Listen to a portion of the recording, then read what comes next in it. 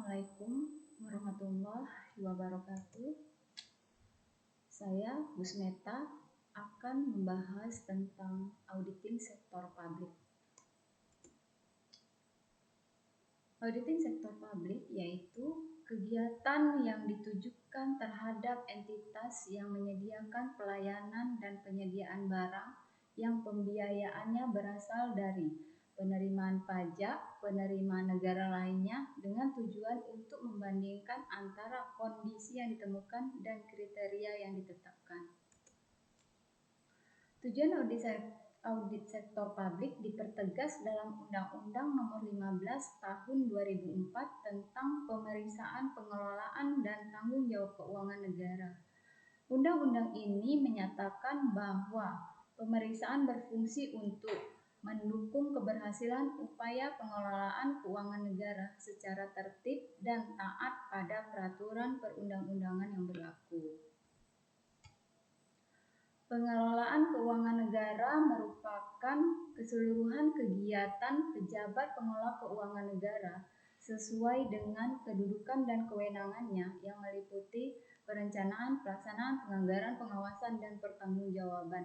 Dalam melaksanakan pengelolaan keuangan negara harus dilakukan secara tertib, taat pada peraturan perundang-undangan, efisien, efektif, ekonomis, dan transparan, juga dengan memperhatikan rasa keadilan dan kepatutan.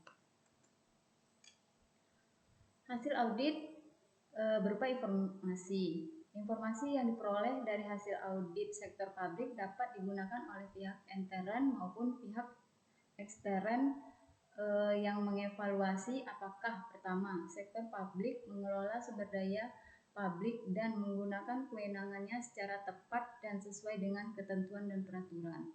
Yang kedua, program yang dilaksanakan mencapai tujuan dan hasil yang diinginkan.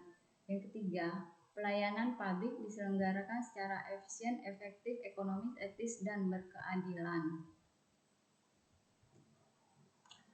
Audit keuangan negara meliputi pemeriksaan atas pengelolaan keuangan negara dan pemeriksaan atas tanggung jawab keuangan negara yang terdiri atas pertama, audit keuangan, audit kinerja, dan audit tujuan tertentu. Yang pertama, audit keuangan yaitu pemeriksaan atas laporan keuangan yang dilakukan oleh BPK dalam rangka memberikan pernyataan opini tentang tingkat kewajaran informasi yang disajikan dalam laporan keuangan pemerintah. Opini dapat berupa wajar tanpa pengecualian, wajar dengan pengecualian, tidak wajar, tidak memberi pendapat. Yang kedua yaitu audit kinerja. Audit kinerja adalah pemeriksaan kinerja yaitu pemeriksaan atas aspek ekonomi dan efisiensi serta pemeriksaan atas aspek efektivitas yang lazim dilakukan bagi kepentingan manajemen oleh aparat pengawas intern pemerintah. Laporan hasil dari audit kinerja dapat memuat temuan, kesimpulan, dan rekomendasi.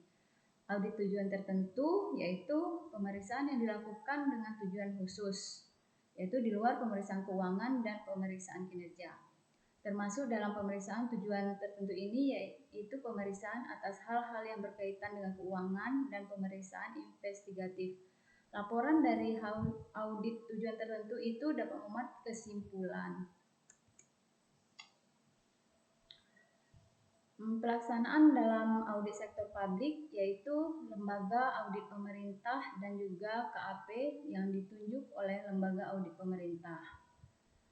Kalau objek audit dari sektor publiknya yaitu entitas, program, kegiatan, dan fungsi yang berkaitan dengan pelaksanaan pengelolaan dan tanggung jawab keuangan negara sesuai dengan peraturan perundang-undangan.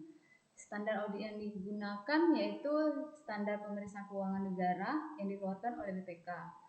Kepatuhan terhadap peraturan perundang-undangan merupakan faktor dominan karena kegiatan di sektor publik sangat dipengaruhi oleh peraturan dan perundang-undangan.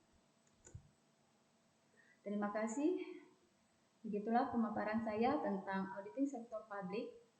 Semoga bermanfaat. Wabillahi taufik wal hidayah. Wassalamualaikum warahmatullahi wabarakatuh.